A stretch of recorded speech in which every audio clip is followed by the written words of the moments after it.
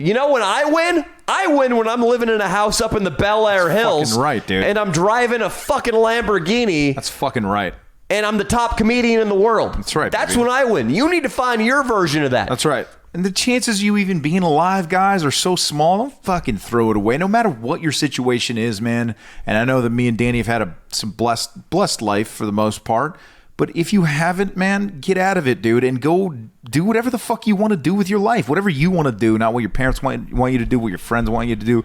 Go do what you want to do, man. If that means live in a tent in Hawaii and go spear fishing for your money and get water from hoses, fucking do it. I've thought about it. Don't do that, though. Sounds like a good idea, man. You need money. You know who was doing that and then fucking got their first gig? Fucking Chris Pratt, dude. He was living on a tent in Hawaii, working at a fucking as a waiter, just completely bum. And some lady was like, "Damn, you're a good-looking guy. Do you want to take some headshots?" And fuck that guy. And then he fucking look at him, dude. He's worth $100 million. I'm gonna go on another little rant here. I've thought about what you're talking about with that Chris Pratt thing. Yeah. There is some continuum of luck. I heard Cormac McCarthy talking about this, the great author. Luck is a thing. It's a thing, dude. There is the most lucky and the most unlucky person on earth. They're both alive right now, walking around. Mm-hmm. Chris Pratt is definitely on the. I don't know if he's in the 1% of lucky. Channing Tatum, I heard somebody just walked down the street, thought he was hot, put him in the movies too. Justin Bieber, I'm sure the kid's got some talent and he's obviously cute. YouTube blow. His mom made him bang on a snare drum and he got super fucking famous. That's how it went down. Yep. Whatever you've chosen to do in your life, whether it be skateboarding, podcast production like Austin, whether it be law, whether you're starting a smoothie company, you need to count on being the least lucky man on the planet. That's right, man. Just force it to happen, man. You need to operate like your dad's going to die, like your bank's going to get robbed, like you're going to get cancer and be out of the office for a year. You need to work like God is going to be throwing obstacles in your way, like some sort of fraternity hazing obstacle course. Right. Like one of the brothers fucking wipes his ass on a tomato and hits you in the head with it. That's God, and that gauntlet you're running is your life's work. And you need to make it to the other side thinking that every obstacle in existence is going to impede your progress. And if you have that mindset and you dismiss these Chris Pratt homos as the lucky outliers they are, and you keep your nose to the fucking grindstone, then let me tell you something. Nothing will be able to stop you. That's right. Nothing will. Because you're going to be out working fucking everybody. And it's going to take a long time. Yep. Since I've come to YouTube, I've seen every fucking shithead, Jack Denmo, fucking whatever the fuck. A lot of these people, I'm not saying actually Jack Denmo, I'm giving a random example. I've seen a lot of people who are way more successful than me. And I just thought, this guy doesn't have any talent. This guy's out partying on the weekends. This guy doesn't work like I do. And little by little, I've seen these motherfuckers sputter out and then fall out of the sky. And old Pop Danny, like the tortoise in the old fairy tale, just keeps plugging along. Amazon. And soon, now, at first I was a well-known comedian finally. Now I'm finally a relatively well-paid comedian. Soon, I'm going to be a very well-paid comedian, and I'm just going to keep getting better and better and better until everybody's my bitch. Jesus. And all those fucks I went to high school and college with can deep throat me on this couch live on the podcast. Well, there you go. Guys, if that doesn't pump you up, I don't know what the fuck will. But it's not just about the money. He loves being able to reach the audience that he thinks he needs to reach, which is a lot of people. I love what I do, but I'm not going to lie and say money doesn't make it better. Well, of course it makes it better. And also because you haven't had a lot of it for a long time. I've had jobs where, I've made $100,000 and it's like, and I had such a low overhead that I did a bunch of stupid shit with it.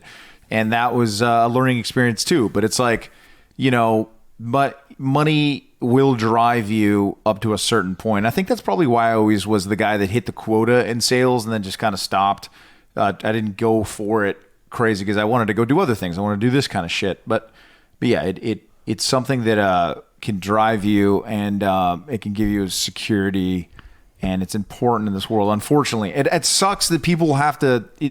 I get it. There is a lot more to this world than money, but unfortunately, the world we live in, you need it to take care of your health, to fucking take care of your parents, to take care of you if something happens, man. So save some money, guys. Don't be stupid with it. Like a lot of people are. Like most of Americans are. I read this in a Grant Cardone book. I found out he's a Scientologist from Sondri, the girl from the Vegas video. Grant Cardone's a Scientologist. He wrote a really good business book, though, called 10X. What he says is that anybody who's poor and who's talking about how noble it is and how you shouldn't put money first, well, here's news for them. That person arguably is incredibly selfish. Because when you're living paycheck to paycheck, when you can barely pay your rent, hey, your mama needs a hip surgery, you can't pay it. Or you get in trouble, then your mama needs to pay it, dude. You're a selfish asshole. Take care of yourself. Be able to help your family if they need it. Because that's the point of having a lot of coconuts if you're a gorilla or whatever the fuck. Like, you have those coconuts to be able to fucking give them out when you need to. I feel a lot better now. I'm telling you, my parents, when I was broke, you had a year that it wasn't like, oh, Danny, he's fighting the good fight. He's a bus boy and he's $3,000 in debt that he can't pay off his college loans. My parents were fucking worried about me all the time. My dad had a talk with me right when I moved down here. He said, hey, son, you're almost 30. Right now, we're helping you with your car, your cell phone bill, your car insurance. These expenses right now, because even if you make $50K a year with taxes, you only make about $35,000. Yeah.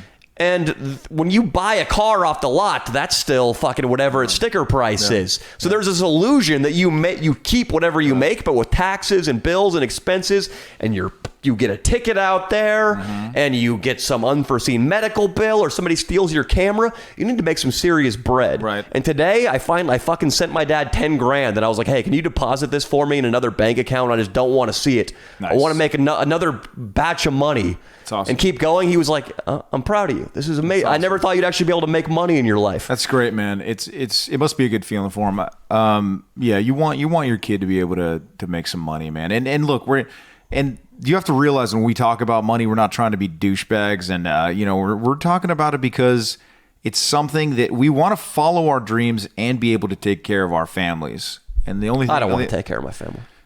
You son of a bitch. Yes, you love your mother so much. I would absolutely send them some cash if I could. Exactly. Yeah. You want to be able to do both. I mean, my ultimate dream was always to have, like, I feel like the ultimate dream all the way up is like there's a yacht involved and me and my dad are fishing and my mom is hanging out with my sisters over there, and then I got my hot young girlfriend who they all talk shit about. And I got your hot young sister.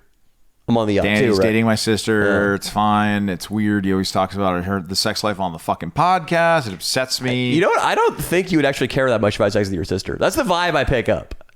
I would care if you had sex with my sister. I mean, I don't know. No, yeah, I would. If you wanted to date her, I would.